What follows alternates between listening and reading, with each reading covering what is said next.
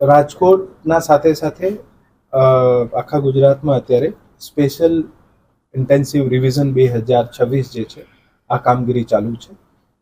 Special intensive revision આ પ્રકારની કામગીરી હોય છે જ્યારે આપણી સંપૂર્ણ મતદાર યાદીમાં જેટલા પણ વોટર્સ જે છે આ વોટર્સ ને ક્યારથી લિસ્ટમાં આવ્યા છે, આની સાથે ફેમિલી લિંકેજ પણ કરવામાં આવે છે અને આ વોટર્સ જ્યારે અત્યારે એબસેન્ટ છે કે શિફ્ટ થઈ ગયા છે કે ડેથ થઈ ગયા હોય તો આને આ યાદીમાંથી કમી પણ કરવામાં આવે છે અને આ યાદીના અંતિમ તબક્કામાં સાથે સાથે નવા ફોર્મ પણ લેવામાં આવે છે અને પછી આ બધું મળીને એક નવી યાદી બનતી હોય છે.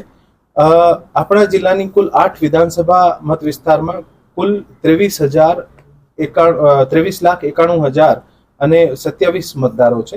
ટોટલ 2,256 BLO છે આપણે અને 233 આપણી પાસે BLO સુપરવાઇઝર છે.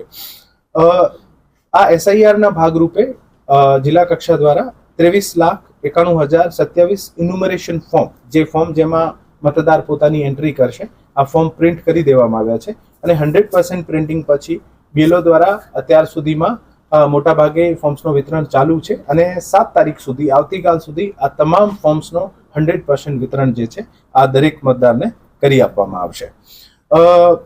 તારીખ 4/11/25 થી લઈને 4/12/2025 સુધી, મતલબ કે 1 મહિના સુધી આ જે 4 થી 7 તારીખ વચ્ચે જે ઇન્યુમરેશન ફોર્મ ઘરે ઘરે જઈને BLO દ્વારા આપવામાં આવ્યા છે, આ ઇન્યુમરેશન ફોર્મમાં મતદારે પોતાની એન્ટ્રી કરવાની છે. મતદાર દ્વારા પોતાની એન્ટ્રી કર્યા પછી મતદારને જે આની જુદા જુદા 3 ક્રાઇટેરિયા બનાવવામાં આવે છે. પહેલો ક્રાઇટેરિયા છે કે 1 જુલાઈ 1987 પહેલા જન્મેલા જે મતદાર છે અને 2002 ની યાદીમાં હતા, આ મતદારને ઇન્યુમરેશન ફોર્મમાં સિર્ફ પોતાની વિગતો ભરવાની છે કે હું 2002 ની યાદીમાં મારા પાર્ટ નંબર, ભાગ નંબર, મતદાર વિભાગ કયા હતા. જે મતદાર 1 જુલાઈ 1987 પછી જન્મ્યા હોય અને 2 ડિસેમ્બર 2004 પહેલાનું જન્મ હોય, આને ઇન્યુમરેશન ફોર્મમાં પોતાનું જે છે આ પોતાની ફેમિલી સાથે લિંકેજ કરવાનું રહેશે. લિંકેજ મતલબ કે આનો જે 2002 ની યાદીમાં આના ફાધરનું નામ, મધરનું નામ, કોઈ પણ ફેમિલીના રિલેટિવનું નામ હોય આને સાથે આને લિંક કરવાનું રહેશે. જે લિંક નહીં થઈ શકે તો પછી પોતાના આઈડેન્ટિટીનું પ્રૂફ અને એક પેરેન્ટ્સમાંથી કોઈ એક, માતા અથવા પિતામાંથી કોઈ એક પેરેન્ટ્સનો આને આધાર પુરાવા રજૂ કરવાના રહેશે.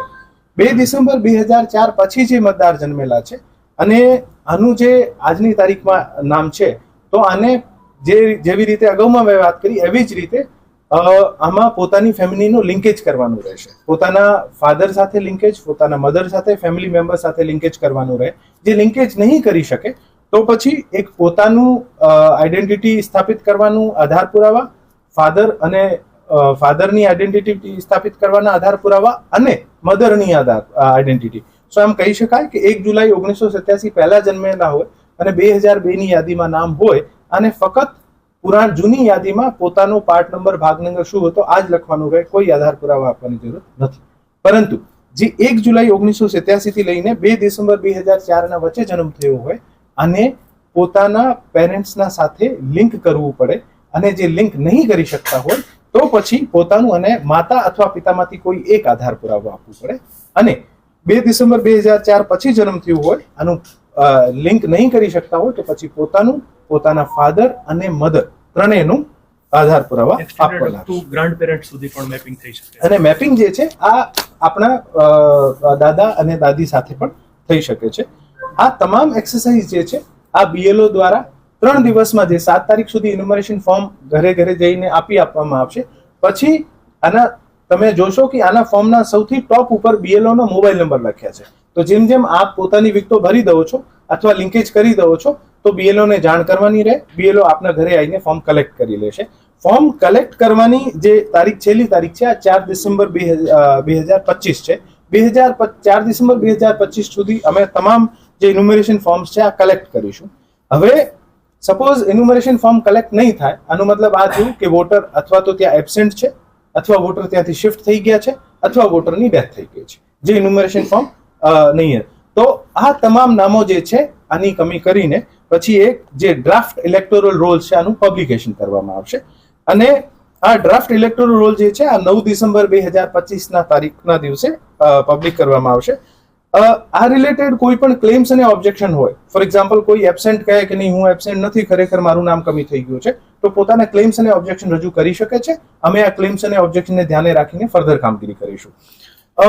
સાથે સાથે જે નવા ઘણા બધા વોટર્સ આવશે જે આપણે પાસે, જે 18 વર્ષના થઈ ગયા છે, કારણ કે ઘરે ઘરે જઈને આપણે એક્સરસાઇઝ કરીએ છીએ અને આપણે નવા વોટર્સ મળે છે, અથવા કોઈ બીજી જગ્યાના વોટર્સ અહીંયા રાજકોટમાં આવ્યા છે, તો આ તમામના ફોર્મ 6 પણ કલેક્ટ કરીશું. અને આ સમક્ષમાં કોઈ પણ હિયરિંગ અને વેરિફિકેશનની કામગીરી જે છે આ 31 જૂન 2026 સુધી ચાલુ રહેશે. સો નોટિસ ફેઝ જે છે 9 ડિસેમ્બર 2025 થી લઈને 31 જાન્યુઆરી 2026 સુધીનો રહેશે. અને આ તમામ એક્સરસાઇઝ કર્યા પછી enumeration form distribution, absent, shift અને ડેથ વોટર્સનો વેરિફિકેશન, આના ક્લેમ્સ, ઓબ્જેક્શન, હિયરિંગ્સ કર્યા પછી અને જેટલા પણ નવા મતદાર અથવા બીજી જગ્યાથી કોઈ મતદાર આવ્યા હોય આ તમામનો એક આખું વેરિફિકેશન કર્યા પછી જે ફાઇનલ ઇલેક્ટોરલ રોલ જે છે આ 7 ફેબ્રુઆરી 2025 ના દિવસે પબ્લિશ કરવામાં આવશે, 26 ના દિવસે પબ્લિશ કરવામાં આવશે. હવે જે મુખ્ય આધાર પુરાવા જે છે આ 12 આધાર પુરાવા રાખ્યા છે. આ 12 આધાર પુરાવા થકી પોતાની અથવા પેરેન્ટ્સની આઈડેન્ટિટી જે છે આ પ્રસ્થાપિત કરી શકાશે. આમાં ફર્સ્ટ છે કોઈ પણ કેન્દ્ર સરકાર, રાજ્ય સરકાર, પીએસયુ ના નિયમિત કર્મચારી હોય, પેન્શનર હોય અને આનું કોઈ પણ એક ઓળખપત્ર હોય અથવા પેન્શન ચૂકવણીનો ઓર્ડર હશે, આ પણ એક આધાર પુરાવા તરીકે માન્ય રાખવામાં આવશે. તારીખ 1/7/1976 પહેલા સરકાર, સ્થાનિક અધિકારીઓ, bank, post office, LIC, PSU દ્વારા ભારતમાં જારી કરાયેલ કોઈ પણ ઓળખપત્ર, પ્રમાણપત્ર અથવા દસ્તાવેજ, સક્ષમ અધિકારી દ્વારા ઇસ્યુ કરેલું જન્મ પ્રમાણપત્ર, પાસપોર્ટ, માન્ય બોર્ડ, યુનિવર્સિટી દ્વારા જારી કરાયેલ મેટ્રિક્યુલેશન અથવા શૈક્ષણિક પ્રમાણપત્ર, સક્ષમ રાજ્ય અધિકારી દ્વારા ઇસ્યુ કરેલ કાયમી રહેઠાણનું પ્રમાણપત્ર, વન અધિકાર પ્રમાણપત્ર, ઓબીસી, એસસી, એસટી તથા સક્ષમ અધિકારી દ્વારા ઇસ્યુ કરેલ કોઈ પણ જાતિનું પ્રમાણપત્ર, રાષ્ટ્રીય નાગરિક register, national register of citizens જે છે જ્યાં પણ અસ્તિત્વ હોય આ જે રજિસ્ટર છે આમાં જે આપનું નામ હોય, તો રાજ્ય સ્થાનિક અધિકારીઓ દ્વારા તૈયાર કરાયેલ કુટુંબ રજિસ્ટર, સરકાર દ્વારા કોઈ પણ જમીન, મકાનની ફાળવણીનું પત્ર હશે, આને પણ એક આધાર પુરાવા તરીકે માન્ય રાખવામાં આવશે. આધાર માટે ભારતના ચૂંટણી પંચના 9/9/2025 ના પત્ર જે છે આમાંથી જે નિર્દેશો લાગુ પડ્યા છે આ મુજબ આધાર કાર્ડ અને 1/7/2025 ના સંદર્ભમાં બિહાર રાજ્યની એસઆઈઆર મતદારની યાદીનો કોઈ પણ અંશ, સપોઝ કોઈ નવો વોટર અહીંયા આવતો હોય અને બિહારની એસઆઈઆર યાદીમાં નામ હોય તો આ પણ એક માન્ય ઓળખ પત્ર તરીકે માનવામાં આવશે. એવી રીતે આ 13 જે છે આ આધાર પુરાવાને ધ્યાને રાખીને આ એસઆઈઆર ની કામગીરી કરવામાં આવશે. હું આપ તમામને વિનંતી કરું છું કે આ માહિતી જે છે આ વધુમાં વધુ દરેક જગ્યાએ પહોંચાડવામાં આવે અને આપણે શહેરમાં ખૂબ સારી રીતે તમામ પોલિટિકલ પાર્ટીઝ દ્વારા BLAs ની પણ અપોઇન્ટમેન્ટ કરવામાં આવી છે અને પોલિટિકલ પાર્ટીઝ દ્વારા BLA મારફત પણ આ જે કામ છે આ કરવામાં આવી રહ્યું છે. આપ થકી મને તમામ વોટર્સને, મતદારોને વિનંતી છે કે આ ઇન્યુમરેશન ફોર્મ ચોક્કસપણે યાદ રાખીને BLO ને રિટર્ન કરવામાં આવશે. જે રિટર્ન નહીં થાય તેવું માનવામાં આવશે કે આ વોટર જે છે એબસેન્ટ છે, શિફ્ટેડ થઈ ગયા છે અથવા ડેથ થઈ ગઈ છે અને આ અનુરૂપ આપનું નામ જે છે કમી નહીં થાય. અમે અમારી તરફથી 100% પ્રયત્ન કરીશું કે તમામ વોટર્સ જે છે આને પાસેથી પ્રોએક્ટિવ રીતે અપ્રોચ કરીને આ ફોર્મ મેળવવામાં આવે